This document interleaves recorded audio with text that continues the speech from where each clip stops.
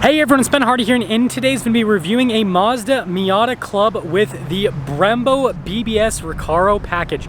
Before we get in this video, I'm going to give a huge shout out and thank you to the Orem Mazda here in, you guessed it, Orem, Utah, for giving me some time with this Mazda Miata. This particular one is available for sale for the time being, so if you're interested, I'll include a link to their website in the description down below so you can check it out and the rest of the inventory that they have. And then on a side note, if you want to save time and money the next time you purchase a car, link to my car buying guide in the description down below. Let's get into it.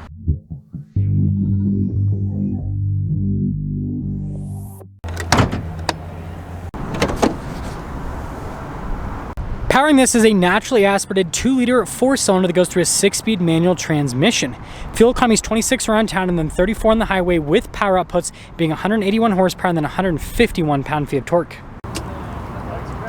Now, before we go to the front end, I do want to mention, if you want to see more videos just like this, then I recommend you subscribe because I post content every single day. So starting with the hood, it looks so cool, especially with this soul red paint. This is one of the coolest colors on a Mazda, but yeah, really sharp design. And that continues when you pop down below. I mean, look at the headlights there, and then I love the accenting here off to the side. And of course, we got the Mazda smiley face front grille. And when you put it all together, especially with the ground effects there at the bottom, this is a cool looking Miata. Coming around the side here, our tire wheel setup is 205, 45, 17 in the front and over in the rear. And you guys can see we've got these BBS forged wheels, which just give the Miata such a cool look. And we have Brembo brakes as well, which helps out with the stopping power. Now, always a big fan of the fender design, and then just look how long the hood is here on the Miata. And then you got the cool ground effects there on the side as well. And then notice the mirror cap is body painted, or not body painted, blacked out rather. Apparently, I can't think today, but anyways, we do have the soft top on this one. And then here is your full side view. It kind of has that cool like track Miata appearance because of the ground effects in the wheels. Now here's a quick look at the key fob. You guys can see the Mazda logo there, and then we have our unlock and lock function, and then the pop for the trunk, and yeah, pretty simple. And now that we are into the trunk, you guys can see, obviously it's smaller when it comes to storage space, but the Miata is a tiny car. And I will say though, like, you could probably fit like a pretty large size duffel bag back here. So for how small this is, it's decent. But anyways, plop. And speaking of things that plop, look at the spoiler there at the top. And then of course we got the old school antenna there, and then really cool with the taillight design. And putting it all together, let me know what you guys think about the looks, but I'm a big fan of this package. Now, popping down below, we've got really nice soft touch material here on the door panel. And of course they bring the exterior color inside, and you guys can see we've got all of our window controls and everything, and then we've got like the carbon fiber print there as well. And then this is a big thing with this package. We got these Recaro seats up front. They are manually adjustable, but man, do they look cool in a Miata. And then of course we've got the 3-pedal layout because this one's a manual. And you guys can see there with the trunk release, and they got stability control and then lane departure assistance as well.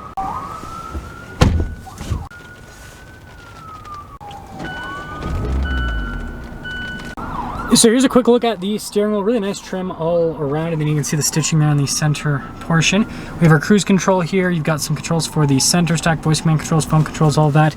And then your stocks there on the back. And then looking at the gauge cluster, we've got the 3-gauge layout, which I think looks really cool. You can scroll through different bits of info there on the left gauge, as you can see. But I also like that the RPMs are front and center. I think that's great. Now in reverse, you guys can see we've got a backup camera here, and look at the trajectory lines, and overall resolution is pretty solid. Now, as for the rest of the infotainment system, first off, you can control things with a dial, but it's also a touchscreen. This is the last Mazda that still has a touchscreen. I'm sure when we get a new generation Miata, that it'll probably not have a touchscreen, but yeah, pretty cool. Nice trim here on the dash, and of course, got circular vents. I think circular vents are a hallmark of a cool car. Single zone climate. We also have heated seats here, as you can see, and we have like our charging area is what we'll call this. And we have the shifter for the 6-speed manual. Talk about this more during the drive. Reverse lockout, push down, and go over with it. Also, yeah, pretty cool look and feel.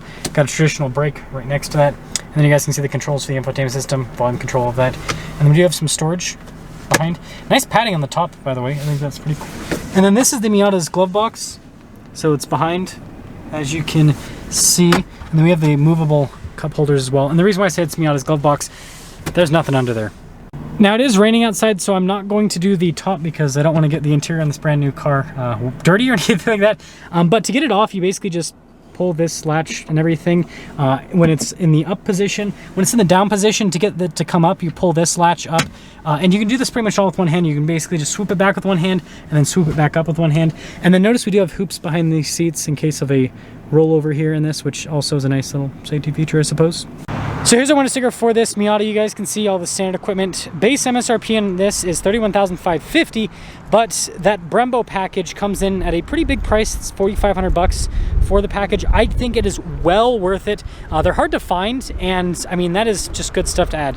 Anyways, $38,125 is the total price on this, and let's see how it drives.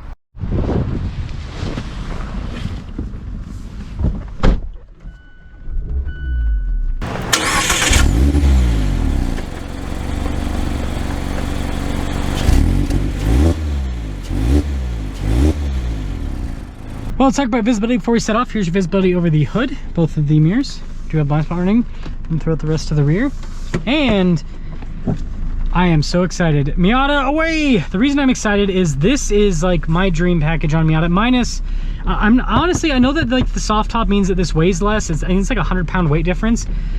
I don't care about the extra weight for the RF. I am an RF fan, so like this package with the RF, that is like the dream Miata. And so yeah, this is still really cool for me to drive though. First off, you know, the manual transmission in the Miata, it's such a good transmission. The only transmission that might be a little bit, you know, slicker than this is the transmission in the, you know, Integra Type S / Honda Civic Type R. But I mean, in terms of convertible cars with manuals, I don't think that this can really be beat in today's market, especially at the price point this is at. Now, with that being said, so fun to drive. Again, it's not fast, but because you're so low to the ground and because you're in such a small car, you feel like you're going a heck of a lot faster than you actually are. So I think that part of the Miata is really fun. And again, the transmission's just so buttery smooth. It's really easy to rev match with this powertrain. I mean, that one was a little bit, not the best for me, but yeah, really easy to rev match. The brakes are really good. So yeah, these Brembo brakes definitely do help out with the, at least what I can feel stopping around town. The Miata doesn't have bad brakes, but this definitely, I don't know, I feel like it kind of helps things out a little bit. Now, aside from that, ride quality, obviously, you know, being such a short wheelbase car, it is going to be, it's not uncomfortable, but it is a little bit of a bumpier ride, that is for sure. But that's kind of expected with this type of car. I will say the top insulation is better than I expected here with the soft top. The RF is still better when it comes to top insulation. This is good. Again, like, you can have so much fun with this car. I don't even have to, like, I don't have to ever worry. Miata's not slow, but it's not a car that you feel like you're going to get in trouble with when it comes to the speed. So I think that part of it is kind of what makes it so exciting. Now, I was gonna do the, I guess, longer route, but I decided against doing the longer route because there's so much traffic back there that I would just never make it back. So that's why we're going back this way. Now, another thing is the traction's really good, actually.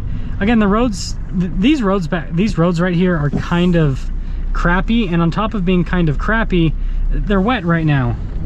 And I don't feel like I'm, you know, struggling to get traction. Man, 181 horsepower. It doesn't sound like a lot, but when you're in a car this lightweight, it feels good. I think that, you know, I don't know if I'm just like being a little bit too excited about this Recaro BBS package, but it almost seems like oh cool, I can pull the seat back a little bit more.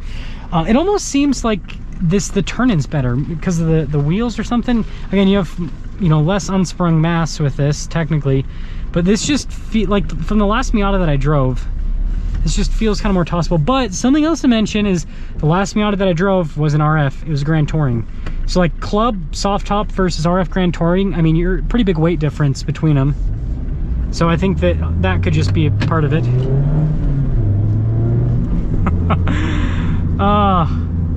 If I was a reasonable person, a smart person, I I would totally buy one of these. What I'm saying is, it's just such a fun car. It really is. Like, it's got a great manual transmission. It's got great power. And the biggest thing with the Miata that people just don't understand is, not only is this really fun to drive, but the thing that really adds to the fun with this for me is you don't feel like you're gonna get in trouble. Like, you know, I have that GT500 that I still haven't sold, sadly, that I'm trying to sell. That, you know, it's like as soon as I step on the gas in that thing, it's like you're looking around, you're like, oh, am I gonna get pulled over? Whereas this, it's like I can just have fun, enjoy it, and I don't have to stress at all. So I think that part of the Miata is just so great, and this package adds to the performance in a meaningful way. Again, like I said, it feels like turn-in's a little bit better. It looks cooler, right? That's also part of it, right? That's a big important part. These seats, they look cool, but they're also like, they're firm, they hold you in place. I feel like these hold you in place a little bit better than the regular seats in the Miata. And so yeah, overall, I think this package is definitely worth it. And you know, I think that this is like, again, I think most people like the soft top more than the Miata, so I think this is like the best spec. Soul red with the club package, with the Recaro seats and the Brembo brakes and everything. But let me know your thoughts.